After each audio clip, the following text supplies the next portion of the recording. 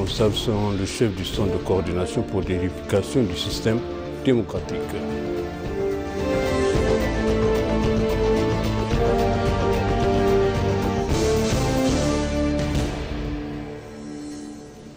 Le grand iftar de rue se déroulera aujourd'hui ici à Addis Abeba.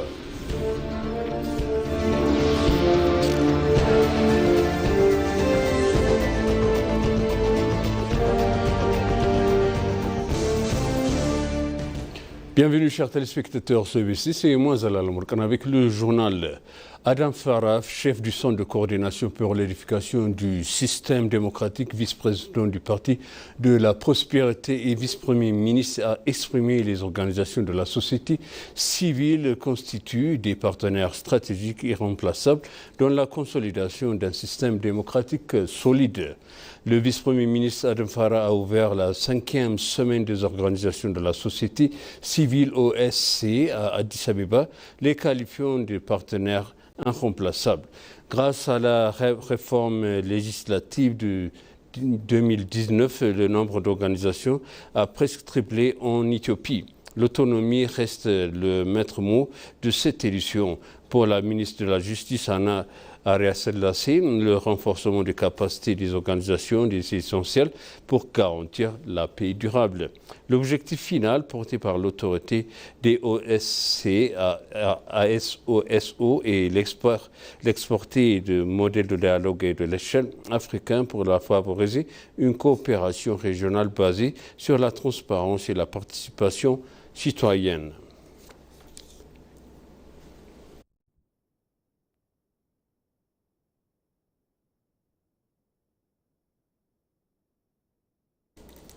La présidente de la commission électorale, Meltor Kailou, a annoncé le lancement officiel de la recensement de l'électeur pour la 7e élection générale qui débutera pour une cadre durée d'1 mois. Ce processus marque une transition technologique majeure avec l'introduction de l'application Mishchai permettant aux citoyens de s'inscrire directement via leur smartphone ou sur les tablettes numériques dans les zones ouvertes par la 3G. Sur le plan de la participation, l'engouement est massif avec 10 934 candidats enregistrés représentant 47 partis politiques. Parmi eux, 2 198 postulent pour la Chambre des représentants du peuple, tandis que plus de 8 700 brigades de sièges de conseil régional. Enfin, pour assurer la transparence et l'intégrité du processus, la Commission a déjà validé le symbole de compétition et fait signer un code de conduite éthique à toutes les parties engagées.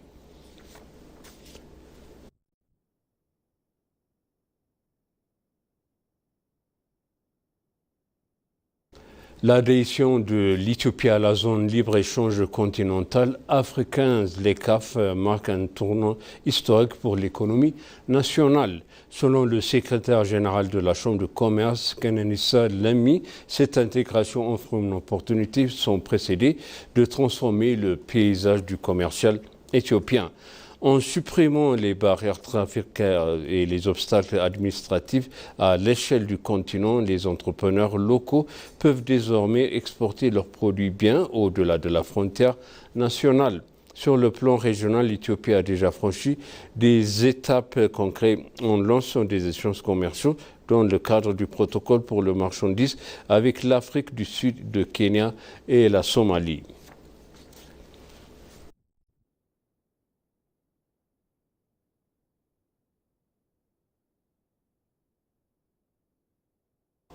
L'expert de la Banque mondiale, Tim Robinson, a salué les avancées majeures de l'Éthiopie dans le domaine de l'agriculture, intelligence face au climat.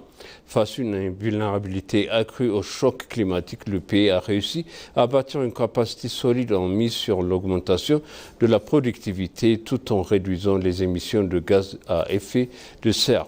Cet effort inclut l'adoption du culture résilience de la sécheresse, l'expansion de l'irrigation à petite échelle et la réhabilitation des terres dégradées.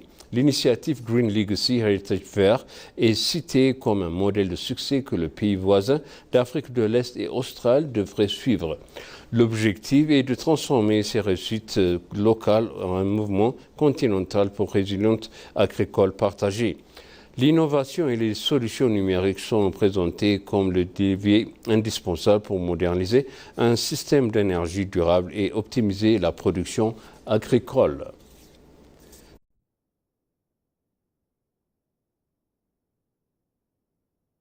La 6e édition de l'Iftar annuel de la Grande Rue organisée à l'échelle nationale se déroulera aujourd'hui ici à Addis Abeba ainsi que dans plusieurs autres villes de l'Éthiopie, a annoncé le Conseil suprême des affaires islamiques éthiopien.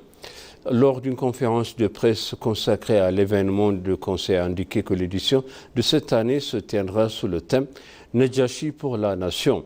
Le chef du cabinet du président du Conseil suprême, Oustaz Aboubakar Ahmed, a exprimé que le mois de Ramadan constitue une période propice au renforcement de la solidarité et au partage des valeurs communes entre les différentes communautés. D'après le Conseil suprême, l'événement se tiendra simultanément dans plusieurs villes et communautés du pays afin de mettre en lumière les dimensions spirituelles et sociales du Ramadan. Oustaz Aboubakar a également indiqué que ce rassemblement servira de cadre pour annoncer l'importance initiative des projets de développement. Au fil des années, l'Iftar de Grande Rue est devenu une tradition annuelle rassemblant les citoyens de tout horizon, reflétant l'esprit du Ramadan et l'engagement constant de l'Éthiopie en faveur de l'unité et de la coexistence pacifique.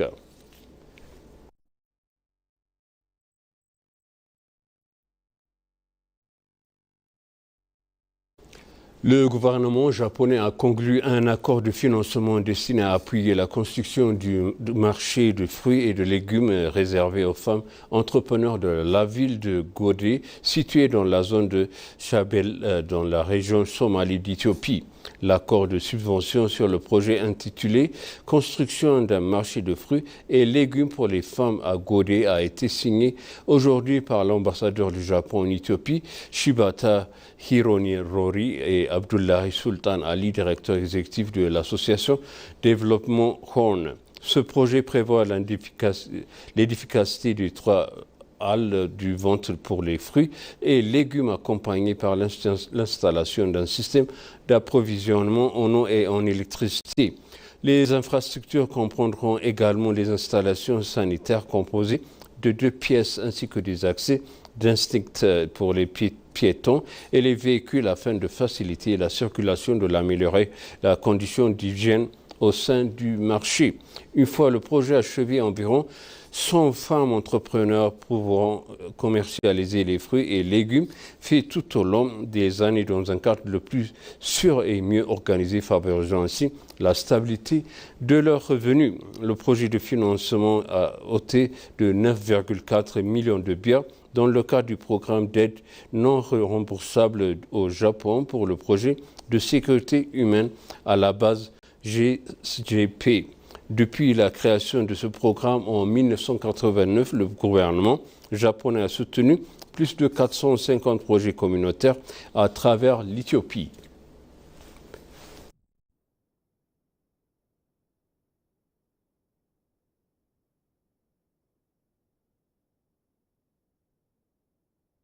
Et pour conclure, le journal L'Éthiopie a franchi une étape stratégique en présentant son pacte national pour l'énergie lors de la conférence Mission 300 au Cap en Afrique du Sud. Ce plan ambitieux s'inscrit dans l'initiative de la Banque mondiale et de la Banque africaine de développement visant à électrifier 300 millions de personnes en Afrique subsaharienne d'ici 2030.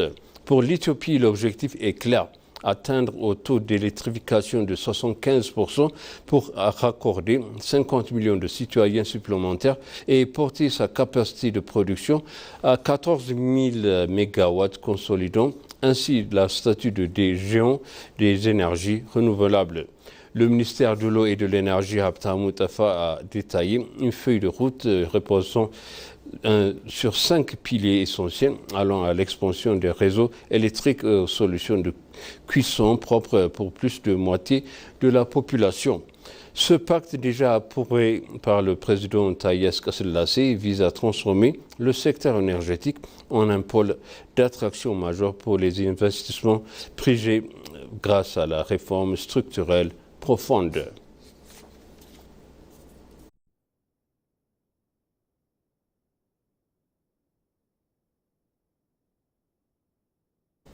Et maintenant, je rappelle les titres principaux. Les organisations sociales civiles et partenaires indispensables selon les chefs du Centre de coordination pour l'édification d'un système démocratique.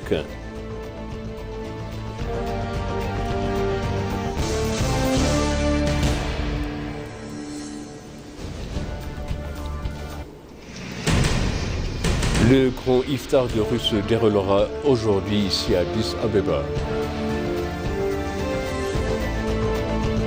Chers téléspectateurs, sachez le journal, c'était moi Zalal Amorkana avec vous et je vous souhaite une bonne suite de programmes et bon week-end.